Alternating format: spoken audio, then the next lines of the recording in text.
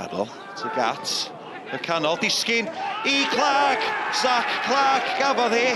Wel, i gol gynta i'w glwb newydd arwyddo o Gaer, tan yr ha, cychwyn da iawn i'w gyfnod yma yn y Fflint.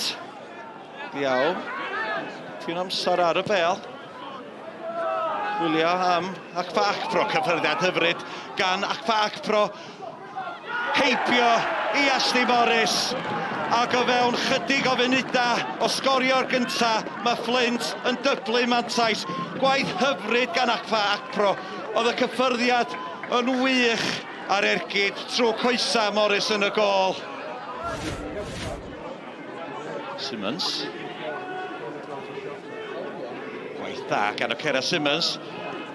Sotliad hyfryd gan Clark ac Ashley Morris yn effro ar ei postyn agosa, a bron iawn i Zach Clark roedd y cychwyn perffaith i'r ail hannar i'r tîm cartra. Stevens, Bell, i fyny at ffindio Harry Owen, ac mae Zach Clark yn rhwydo ei ail o'r pnawn. Mae'r prawn yn mynd yn ddrwg i waith i Pontypridd. Y Flint tair, Pontypridd dim. Ond chwilio am y mŵn. Y mŵn cael ei ben iddi. Pontypridd yn gofyn am gic o'r smotyn. Dyfarnwr yn meddwl bod Diaw illa wedi cyffwrdd y bel. Dwi'm yn siŵr i ddeud y gwir wrthach chi, ac dydy chwaraewyr Pontypridd ddim yn hapus efo Mr Jenkins y dyfarnwr. Acpro, chwilio am Clark, mae Clark drwad. Os da cyflaf yma am ei drydydd, oes yn wir. Pas hyfryd gan Acfa Acpro. A mae'r noson yn berffaith i Zach Clark. Hat-trick i Clark. A pedair i'r Flint. Jones. At Caradogan. Jones. Caradogan sy'n cyfle ergyd, ond sydd at Diaw. Cyfle gan Joe Evans, o dyna chi ergyd gan Joe Evans. Chwip o gol gan Pontypridd, ond dim byd mwy na gol cysur. Swn i'n amba bel y disgyn i Joe Evans ac ergyd Evans i mewn oddi ar y postyn pella. Lewis. Disgyn i Williams. Ergyd Williams i'r canol at Green.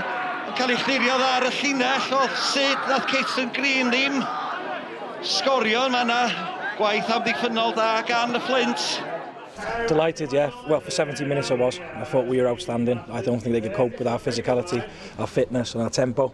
And then once we made the substitutions, we think the game's done at 4-0, and then not happy with the last 20 minutes. That's just trying to be, you know, a little bit better. But the kids have got to come on and Cav, you know, he has been out for a little while, but the last 20 minutes made it closer than it should have been. Zach, a hat-trick on your debut Saturday nights, don't get much better than that. Yeah, no, couldn't be happier. I just want to obviously thank the gaffer for giving me the chance and getting me in, and then obviously just buzzing to get 3 goals. Nice start to my Flint career. A word about your new boy tonight? Yeah, we were disappointed we couldn't get him in against TNS. With the body, there was a little bit of an admin error. But today you've seen what he does, and if footballers want to run forward and run in behind, work the line as much as he did, he's going to be a pain in the backside for a lot of defenders in this league. And once he's got that bit between his teeth like he will today, you can just keep him scoring goal after goal after goal.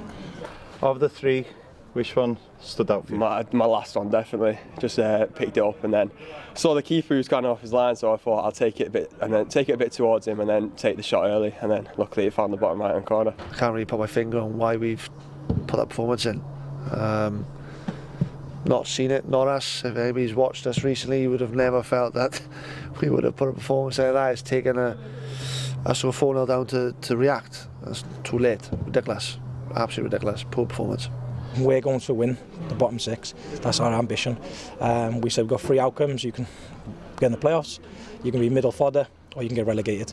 Each outcome, it still demands the same. Hard work. Because everyone else, you know, no disrespect to Airbus, I think they're down. So there's one team out of 5 who've got to stay up, and I wanted to be in that playoff spot. I don't want to be looking over just to make sure we stay up. We know if we can put the performance in of the festive period, which a lot of people have seen, we'll be fine. But performance in like tonight, we won't be.